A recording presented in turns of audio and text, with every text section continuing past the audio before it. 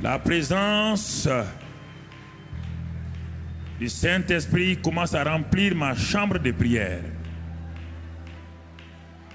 Toutes ces choses, ces frustrations que j'ai amenées dans cette salle de prière sont en train de partir. L'atmosphère est en train de changer. Mes pensées négatives sont en train de partir. Oh, je commence à réaliser que le Père est réel, que son amour est réel. Alors, j'ai une assurance, je vais avancer dans ma prière. Assoyons-nous quelques minutes. Je suis dans ma salle de prière. J'ai mon livre Guide pratique de prière.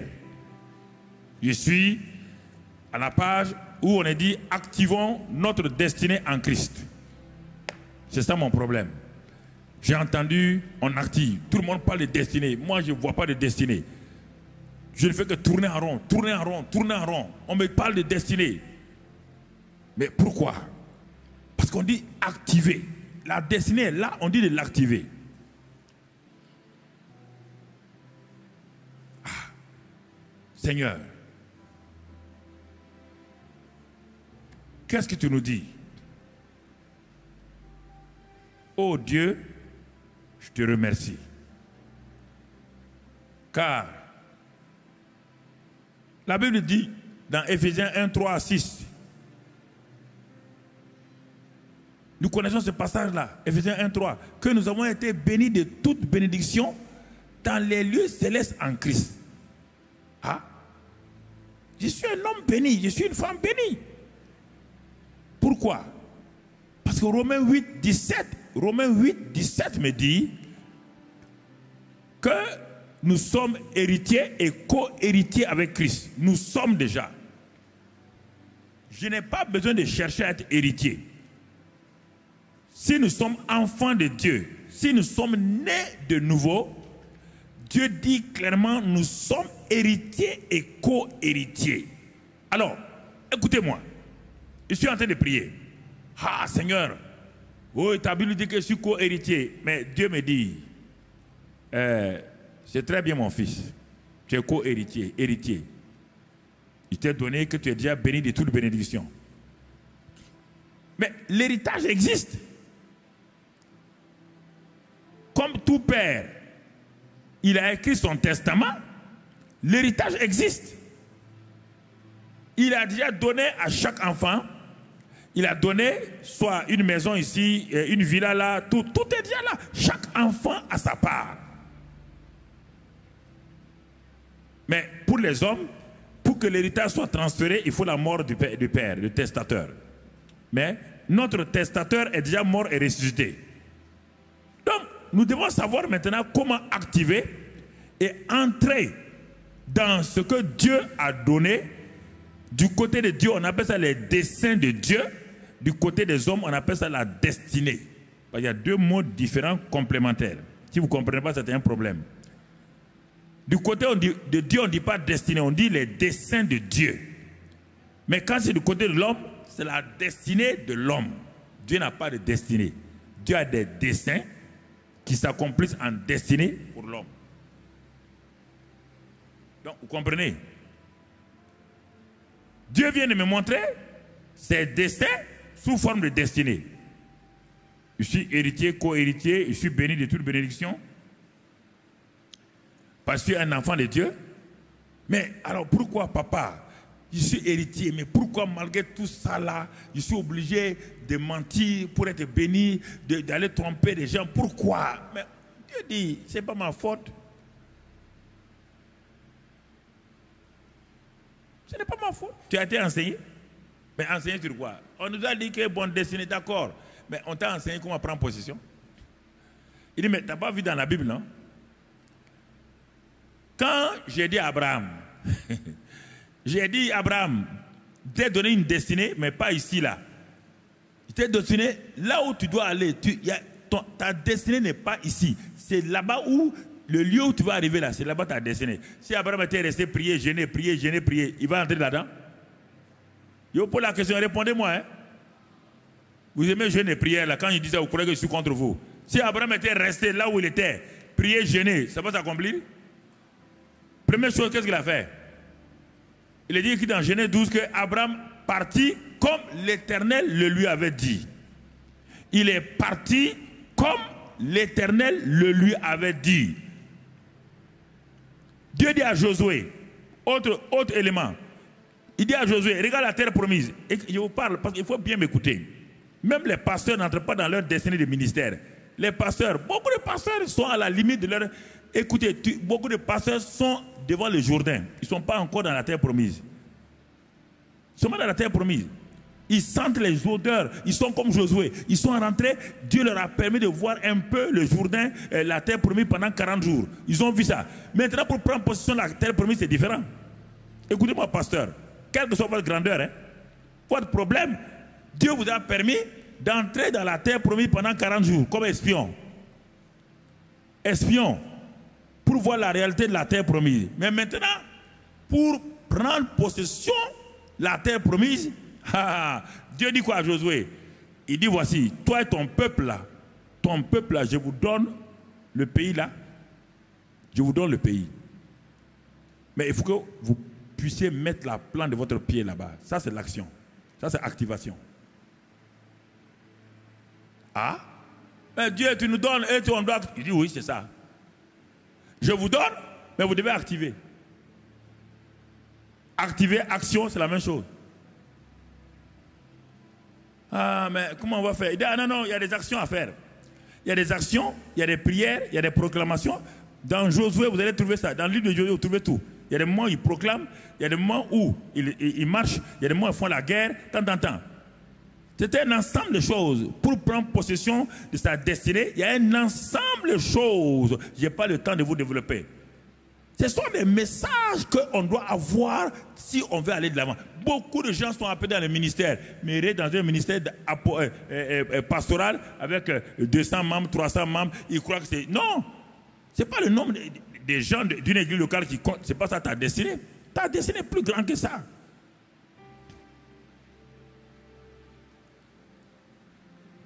La destinée d'un homme. Regarde Jacob, on a commencé par Jacob. C'est pourquoi Jacob criait, où est ma destinée? Si c'est ça là, rouler mon oncle Laban, le rouler, il me roule, on se roule. Si c'est ça ma destinée, ce n'est pas la peine. Dieu, c'est ça là, tu m'as créé pour ça? Avoir quelques petites percées à gauche, à droite là, quand les gens parlent de percées, c'est quelle percée? Le type il parle de chef de service à directeur de service, ça c'est pas percée. Quand on parle d'une percée, c'est plus que ça.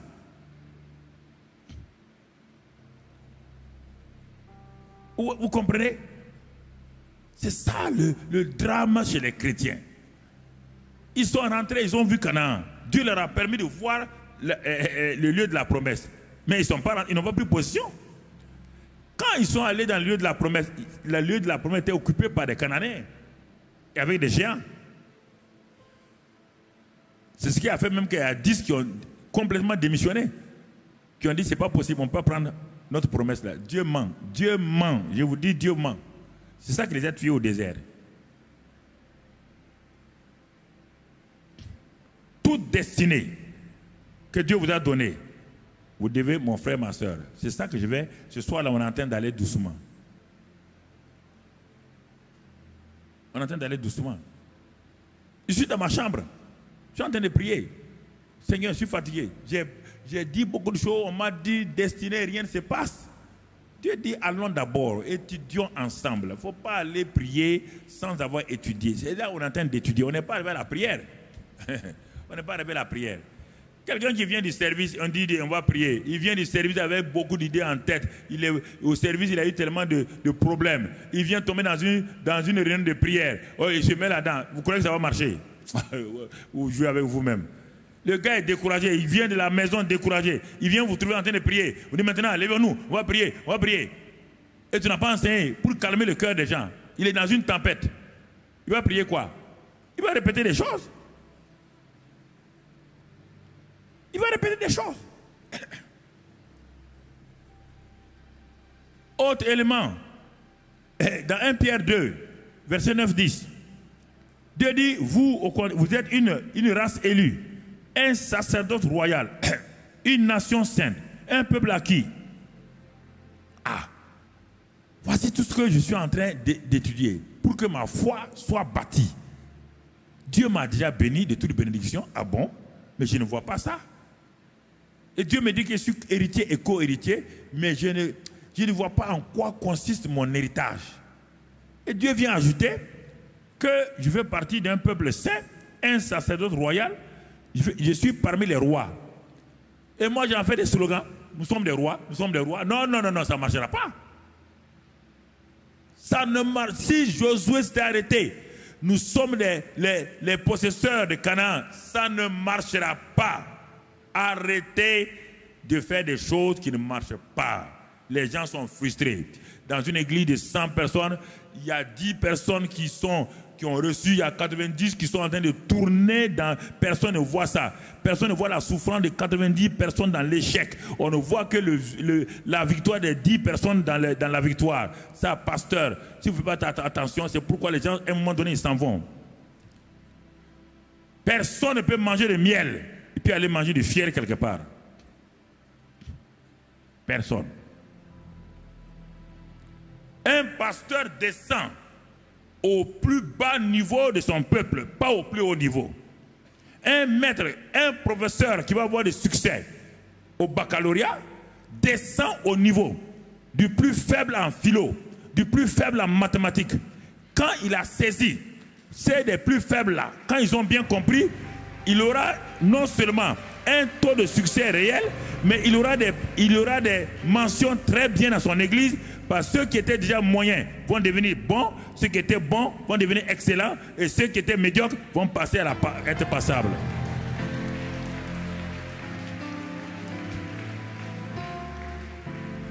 C'est ça la pédagogie, la communication spirituelle. La communication de prendre des choses que vous avez pour donner. La communication, c'est pas ce qu'on fait dans les écoles de communication. Donner des choses que le gars ne maîtrise pas. La communication, c'est un transfert de connaissances établies, donc expérimentées, que vous avez vécu, que vous transférez à l'autre. Et quand vous transférez, vous lui dites comment le how, comment faire. C'est important que nous comprenions ces choses-là. C'est pourquoi dans les églises, les pasteurs sont dans la dépression. Ils sont en train de lutter. Si tu vois un pasteur, il est en train de gêner. Beaucoup, je sais qu'il est dans la lutte. Un pasteur qui gêne beaucoup, il est dans la lutte. Il faut pas me contredire. Je suis en avance sur toi. J'ai fait ça et je vois des gens faire ça. On ne vit pas de jeûne et prière. Jeûne et prière, ce sont des exceptions. Si tu crois, je vais te prendre tous les gens de l'Ancien Testament jusqu'au Nouveau Testament. Quand il devait démarrer, Jésus a jeûné. Quand Moïse devait démarrer, il a jeûné. Quand Élie devait démarrer, il a jeûné. Mais ils ne passaient pas leur temps à jeûner. Non. Parce qu'ils n'avaient pas le Saint-Esprit en eux. Nous avons le Saint-Esprit en nous. Sache entretenir le Saint-Esprit régulièrement. Entretiens-le. Entretiens-le simplement. S'il est content, pas besoin d'aller jeûner. Quand tu jeûnes là, ça veut dire que ta foi a baissé. Le jeûne, c'est toujours ça. Ce n'est pas pour Dieu. Le jeûne n'influence pas Dieu. Écoutez-moi. Que vous soyez content ou pas. Pasteur Yves, même si tu n'es pas content, je dis. Il ne faut pas discuter avec moi. Hein? Et regarde bien, quand tu pars gêner, comment tu es découragé. Regarde bien, quand tu pars gêner là. Un homme qui est heureux. Tu as déjà vu un homme qui est heureux, qui mange bien et qui va gêner? La plupart de quand les gens s'en vont gêner, ça ne marche pas. C'est un vaincu qui s'en va gêner. Écoute, quand je jeûne, écoute-moi, ma relation avec Dieu n'est plus bonne. Le péché secret a commencé à troubler ma relation avec Dieu. Je mets du temps à part. Ce n'est pas pour faire corrompre Dieu. C'est pour arranger ma relation avec Dieu. Pour que les fleuves d'eau vive continuent à couler. Parce que si le robinet est fermé, le jeûne et la prière vont me permettre de déboucher le robinet.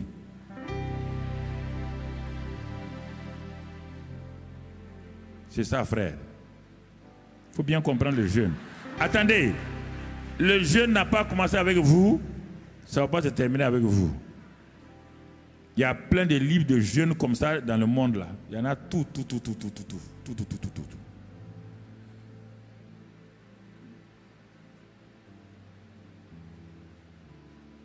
Si vous exagérez le jeûne, ça vous tue. Ça a tué beaucoup de grands pasteurs. Hein, vous avez leurs livres ici. Ce sont des pasteurs qui nous ont inspirés à l'époque. Mais ils ont tellement vouloir jeûner, ça les a tués. Même leurs chrétiens leur ont dit, hey, pasteur, papa, ça ne va pas, il faut arrêter les jeûnes.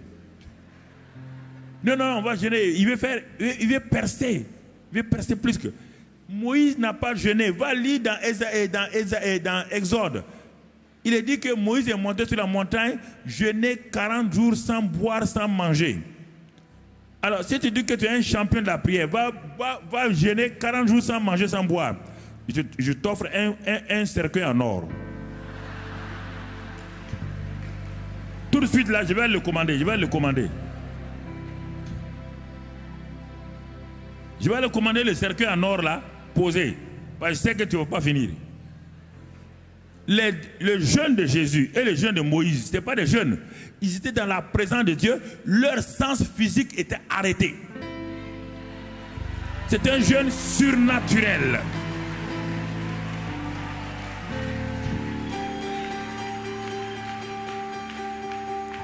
N'essayez pas de faire des performances. Les jeûnes les plus extraordinaires que Daniel a menés, il les a menés avec des légumes et de l'eau. Et à cause de ça, l'ange Gabriel est descendu, l'ange Gabriel sont descendus et le ciel s'est ouvert pour lui.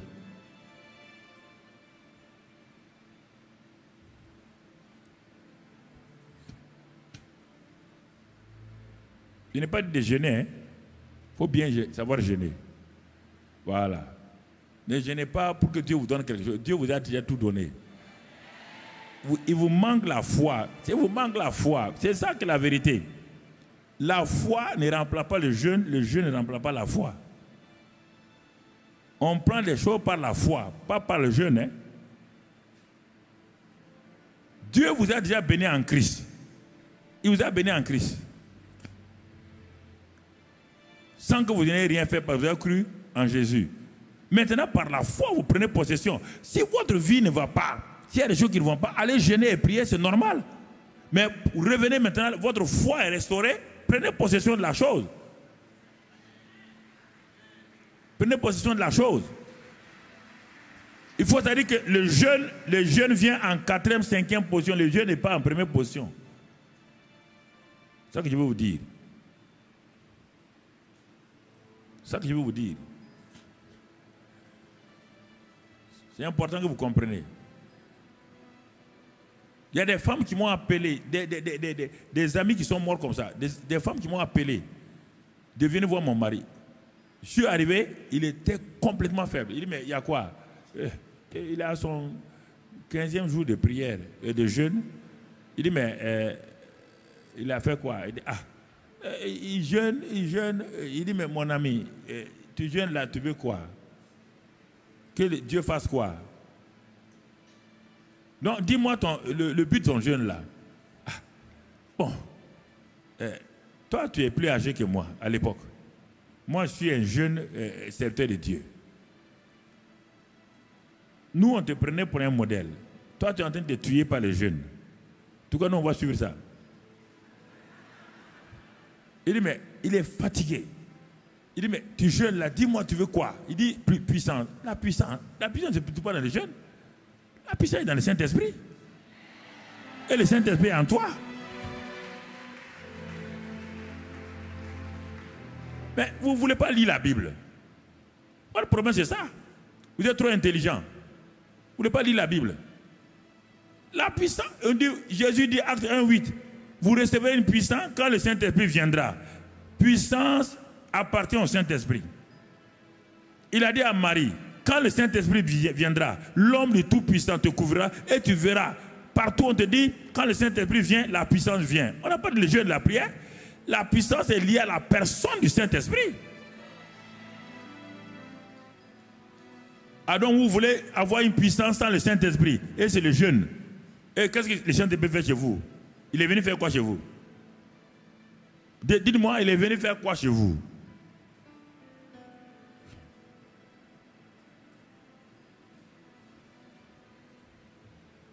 Il est venu faire quoi chez vous? Je ne comprends pas. Des bons pasteurs, ils sont morts comme ça. Jeunes. Donc, vous allez dire que les jeunes les a tués? Vous allez dire que Dieu les a tués? Non, Dieu ne les a pas tués, c'est leur ignorance qui les a tués. Leur ignorance. Et puis quand vous jeûnez, jeûnez humblement. Pas vous promener partout, vous crachez, partout, on voit votre visage défait, on voit que vous... Jésus a dit quand vous jeûnez, lavez votre visage. Que votre visage soit heureux. Mais quand on te voit jeûner, on dit, mais qu'est-ce qu'il y a mon frère? Je suis la montagne. Tu vas descendre dans la vallée. La vallée t'attend, la vallée t'attend. La vallée, tu vas descendre dans la vallée. Tu vas descendre dans la vallée. Et tu vas, les démons sont dans la vallée. Et toi, ta maison est dans la vallée. Ta maison n'est pas sur la montagne. Ta maison est dans la vallée. C'est là-bas où les démons ils sont là-bas. Ils t'attendent. Il faut comprendre la parole, il faut comprendre la vie chrétienne. La vie de l'esprit, ce n'est pas ce que les gens pensent. Et les gens ont modifié. Quand je regarde aujourd'hui la vie chrétienne, je suis étranger, quoi. Si le Saint-Esprit vient, il va demander, ça là c'est quoi? On dit, ah, c'est une église. On dit, ah bon? Tu es sûr? C'est une église? De où? Il va aller jeter un coup d'œil. On parle du Saint-Esprit. Et le Saint-Esprit est arrêté à la porte. Saint-Esprit, viens. Il dit, je suis là. Il dit, toi, tu es Saint-Esprit. Toi. Les gens ont des idées bizarres sur le Saint-Esprit. Il faut revenir à une chose. Ce n'est pas la peine de vouloir souffrir. Le Saint-Esprit est en toi. Il est venu en toi. Jésus l'a dit, il est venu pour accomplir ce que tu ne peux pas accomplir. Honore-le. Toi, tu mens devant lui, tu escroques devant lui. Tu veux qu'il t'aide comment? Tu n'as qu'à aller jeûner comme tu veux. Il est en toi. Il voit tout, il entend tout, il sait tout, absolument. Tous tes secrets, il les connaît. Toi, tu veux le flatter avec un jeûne. Est-ce qu'il mange? Est-ce qu'il boit? Sois honnête en toi-même. Sois fidèle en ton cœur. Sois fidèle, hein? Ok. Donc, on voit, je suis dans ma chambre. Seigneur, où est ma destinée? Dieu dit, ma destinée, ta destinée est en Christ. J'ai tout donné. Ta destinée est en Christ. Tu es un enfant de Dieu. Tu es un héritier. Et l'héritage est là. L'héritage est là. Il n'y a pas un héritage que Dieu va inventer pour vous aujourd'hui. Dieu ne fera rien, tout est fini, tout est accompli. Canaan était une réalité. Canaan, les maisons étaient construites. Canaan, les vignes étaient là. Canaan, tous les blés, champs de blé étaient là. Canaan, tout était à Canaan. Israël n'a rien amené à Canaan. Ils sont rentrés, ils ont pris possession. Tu as tout en Christ. Canaan, c'est pas le paradis, c'est la terre promise, c'est la vie chrétienne victorieuse en Christ. Canaan. Mais Dieu te dit d'entrer, de prendre possession par la foi. À Canaan, il y avait tout. Dieu dit, il vous donne la capacité, dit Deutéronome 6, Deutéronome 8, tout est là-dedans. Il dit même à Canaan, les femmes ne vont pas avorter. À Canaan, les gens vont mourir âgés. Même c'est-à-dire qu'il y a la longévité à Canaan. Il y a la fécondité à Canaan. Il n'y a pas d'avortement à Canaan. Il y a la richesse à Canaan. Mais pourquoi ils n'ont pas pu? Parce qu'il leur manquait la foi. Valide à Hébreu 3 et Hébreu 4. Ils n'ont pas pu à cause du fait qu'ils n'ont pas eu confiance en Dieu. Josué voulait les faire rentrer dans le repos. Ils n'ont pas pu, ils n'ont pas voulu. Il n'y avait rien, il n'y a rien. Tu as déjà tout en Christ. C'est ça ton Canaan. Tu as déjà tout en Christ. Tout. Mais pourquoi tu n'as rien dans la vie quotidienne? Israël avait tout là-bas, mais pourquoi les 10 espions sont morts sans rien? Il dit, là où tu poseras la plante ton pied, n'oublie pas, je suis avec toi, Josué. Je suis avec toi. Il est avec nous. Il a dit la même chose. Matthieu 28, 18, 20. Il est avec nous. Et la victoire vous appartient en Christ. Il dit maintenant, lève-toi et va. Il dit à Abraham, il faut aller, Abraham partit. Il dit à Josué, lève-toi et va prendre possession. Lève-toi et va prendre possession. Mais on ne s'est pas préparé. Dieu dit, préparé pourquoi? Va et pas prendre possession.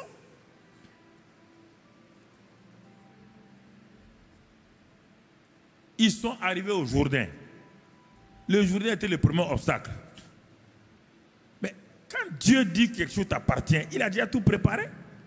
Est-ce qu'ils ont pris des seaux pour vider le Jourdain? Non.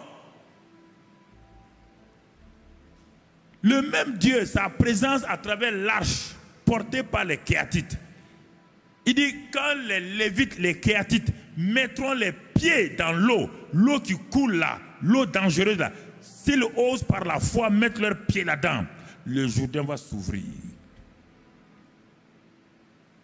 Vous voulez aller prier devant votre Jourdain? Tu as vu quelqu'un prier devant son Jourdain? Tu as vu Moïse prier devant sa mer rouge? Qui vous a dit des mensonges comme ça, on va prier devant le Jourdain?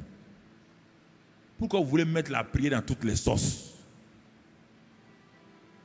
Mettez vos pieds avec la présence de Dieu. Lis dans Josué 6. Josué 3 d'abord, ensuite dans Josué 5. Et va lire là-bas. Allez-y, mettez vos pieds.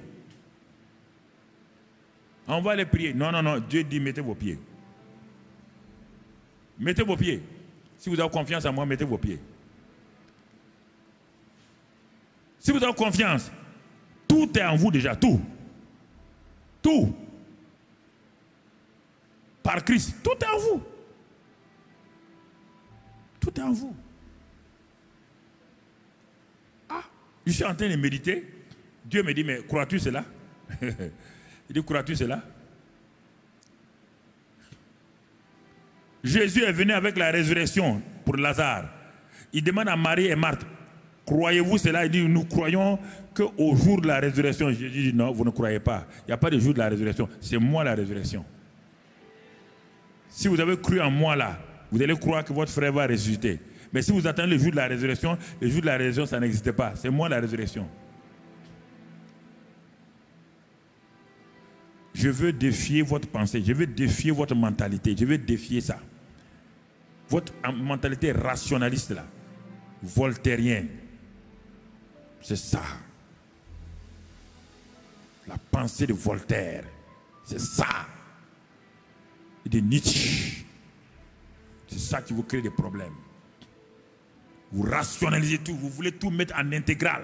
Vous voulez tout dériver, intégral. Ça ne marche pas. La parole de Dieu est la simplicité. Simplicité. Simplicité. Simplicité. Plus je suis simple, je vois des choses. Plus je vais rationaliser, Dieu disparaît.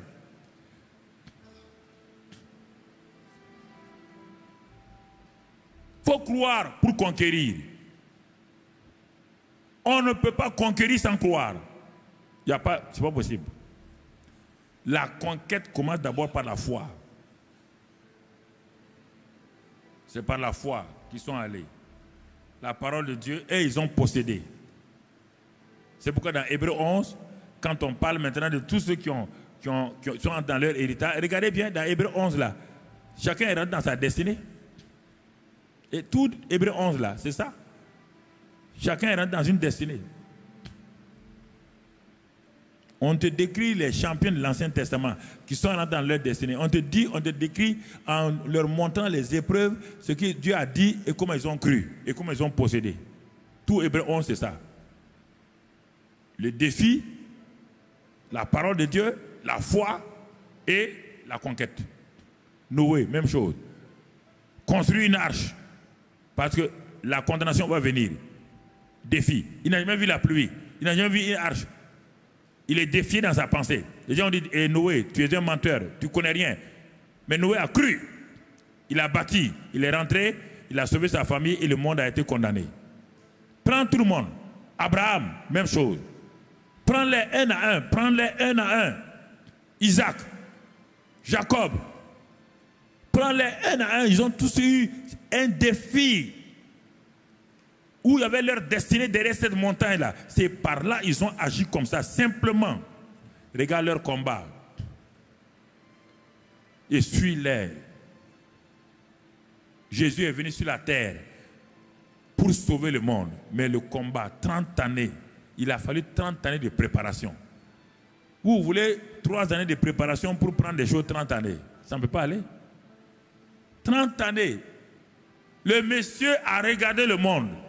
Il dit, il voit la méchanceté des gens. Il voit la synagogue. Personne ne croit au Dieu des miracles.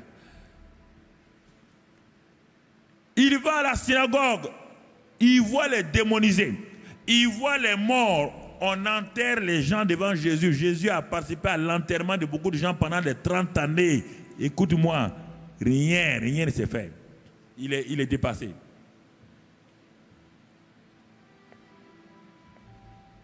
Ça a failli l'affecter dans sa chair. Mais regarde-le descendre. Il descend dans le Jourdain comme fils de Marie et de Joseph. Quand le monsieur donne le dos à la maison de Marie et de Joseph, il est en train de descendre là. Tout le monde le connaît comme le fils de Marie et de Joseph. Il rentre dans le Jourdain comme un homme ordinaire, un homme normal. Quand il rentre dans le Jourdain, c'est ça, c'était ça son défi. Il faut qu'il rentre dans le Jourdain.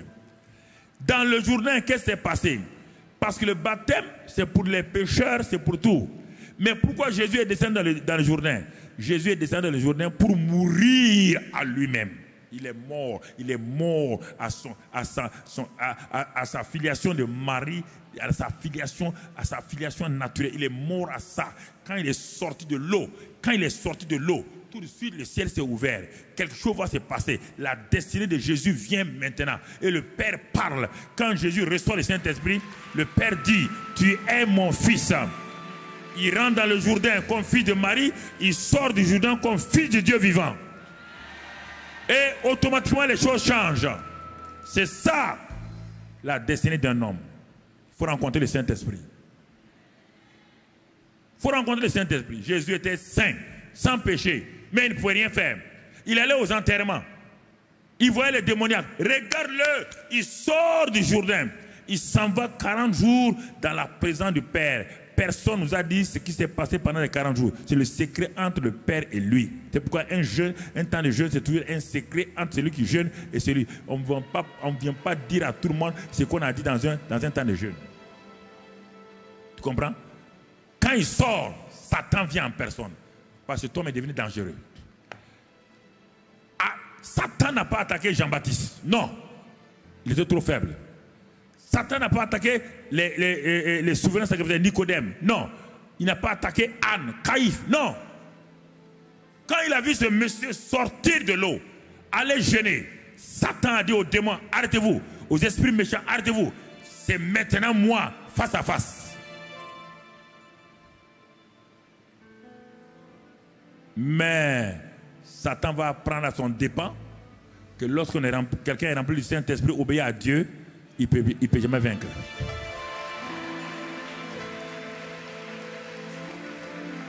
Jésus, écoutez-moi frère. Jésus parle à Satan. Il dit, il est écrit. Mais celui-ci me méprise. Hein? Le premier Adam a eu peur de moi. La première Ève a eu peur de moi. Mais lui, il dit, il est écrit simplement. Il attaque encore. Il dit, je vais te montrer qui je suis. Vous ne voulez pas croire. On dit que Satan a pris Jésus, l'a mené sur la montagne. Il a pris Jésus, l'a mené. Et les gens me disent, non, c'est une image. Quelle image? On dit que tu es écrit dans... Tu ne connais pas français, non? Incrédule comme ça, là. Tu ne connais pas français? On dit qu'il a pris le type et allait mettre là-bas. Il a dit, Il dit, regarde le monde entier là. Ça aussi c'est une image. Hein? Et après, il l'a mis sur le temple. Oui ou non? Chaque fois Jésus dit, il est écrit. Satan dit, ah, l'homme est dangereux. Il l'a déposé. La Bible dit qu'il est parti. Hein? C'est moi qui ajoute ça. Ça, c'est l'évangile selon Saint Carambri. Il est parti avec la queue entre les pattes. Il est parti. Vous ne voulez pas imiter Jésus. Vous voulez imiter quoi? Vous voulez avoir la victoire avec quoi? On dit la parole et le Saint-Esprit. Jésus a utilisé la parole et le Saint-Esprit. Les deux. Satan est parti. Vous voulez utiliser quoi? Je vous pose la question. Quand vous êtes assis devant moi là, vous voulez utiliser quoi?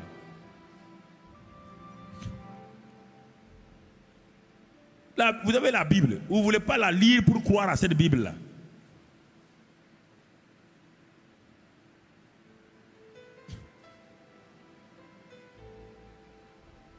C'est ça. Regardez. Jésus est rentré dans sa destinée. Paul est rentré dans sa destinée. Pierre, même quand il avait échoué, il est rentré dans sa destinée. Et vous vous dites que non, il faut faire ceci. Mais s'il y a une destinée, comment une destinée pour quelqu'un peut échouer si la personne-là obéit exactement à Dieu? Comment elle va échouer? Ce que Dieu dit, là, elle ne peut pas échouer.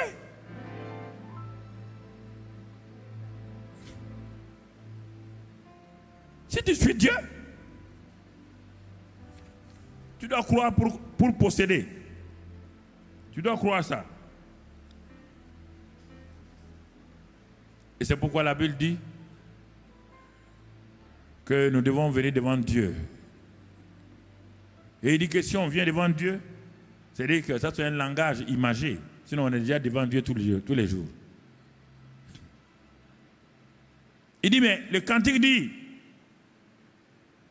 quand tu es dans la présence de Dieu, on dit, ce cantique dit, c'est lui qui met en Jésus une pleine confiance, jamais ne chancelle plus, compléter sa délivrance par la foi. Nous marcherons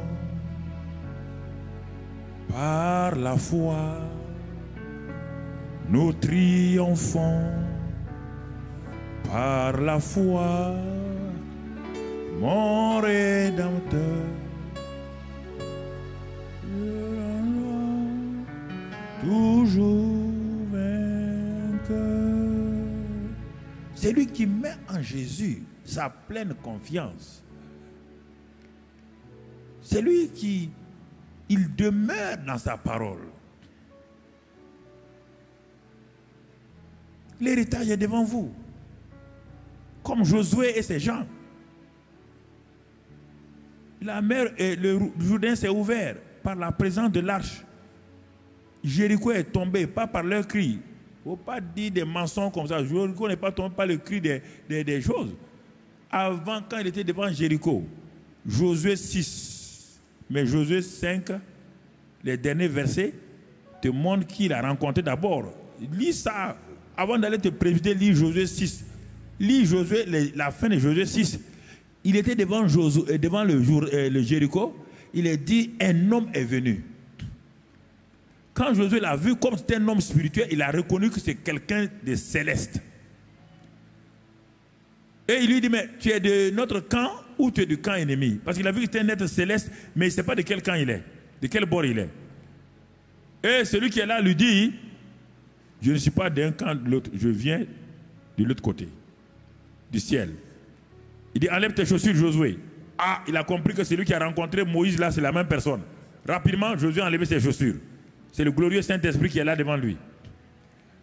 Et c'est le Saint-Esprit qui lui a donné la stratégie et les tactiques pour combattre. Ce n'est pas les cris. C'est lui qui lui a dit maintenant, cette ville-là, tu la vois, elle est fermée. Ta destinée est derrière la ville. Ta destinée là. Satan savait qu'un jour, il y a un peuple qui va venir ici. Il a fait quoi? Le Jourdain est une barrière naturelle. Mais Jéricho est une barrière bâtie par l'ennemi. Il y a des barrières naturelles. Il y a des barrières bâties par l'ennemi devant ta vie. Si tu ne comprends pas, tu vas combattre de la même manière et tu vas avoir des problèmes. On combat, c'est-à-dire devant Jéricho, qui est une barrière naturelle, on n'a pas la même stratégie que devant le Jourdain, qui est une barrière naturelle donnée par Dieu. Dieu a sa manière de faire. Devant le Jéricho, qui est bâti par l'ennemi, une ville imprenable, on ne peut pas rentrer et sortir. Il faut écouter Dieu. Il faut attendre Dieu. Ta destinée n'est pas loin, elle est là, elle est à côté. Mais pourquoi ça ne va pas? Il y a une barrière invisible qui ne s'ouvre pas par les moyens humains.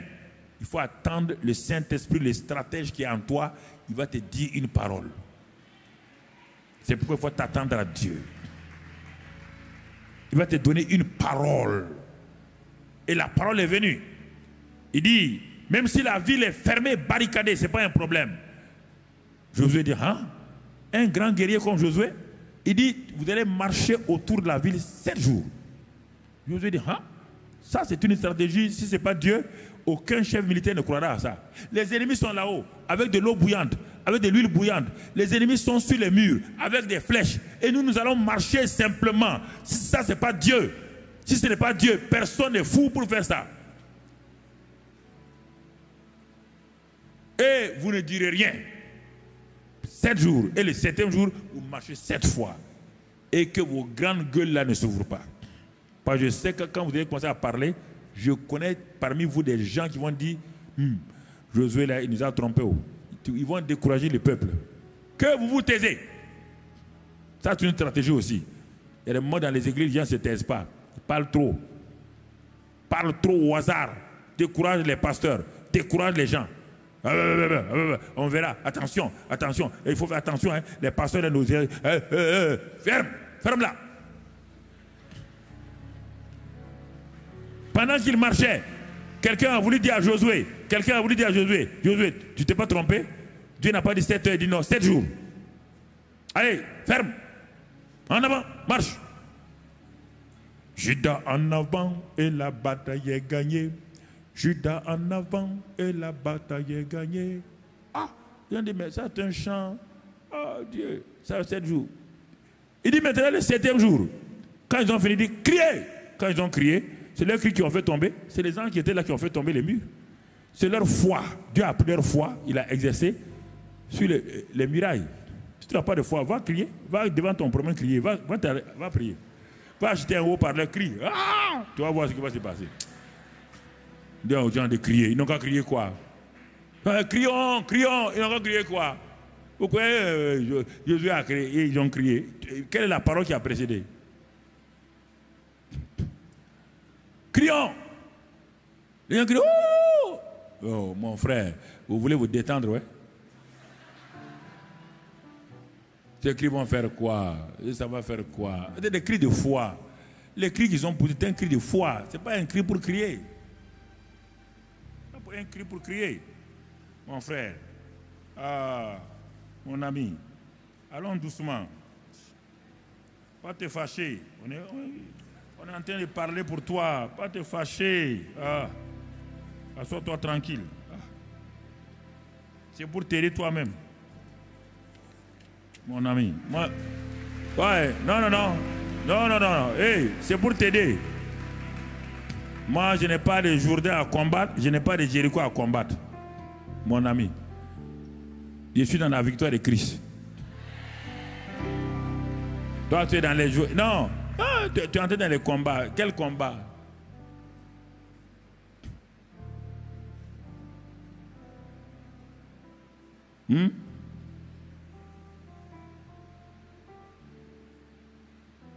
Notre force dans les combats, c'est qui? C'est Jésus, le roi des rois. C'est ça.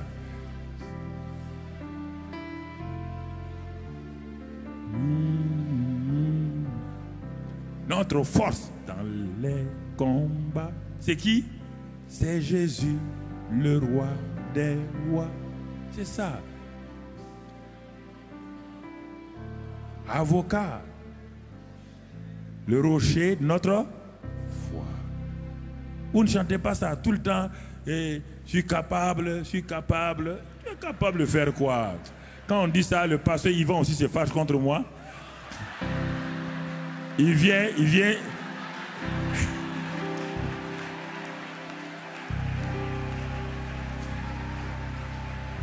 Que de ne pas décourager ses chantres.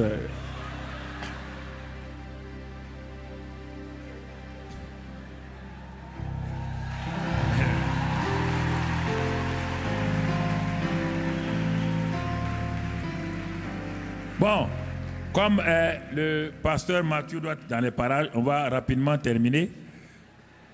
Non, il faut respecter les oreilles des gens. Donc, c'est... ok. Donc, merci Seigneur. Alors, nous allons simplement faire quelques prières.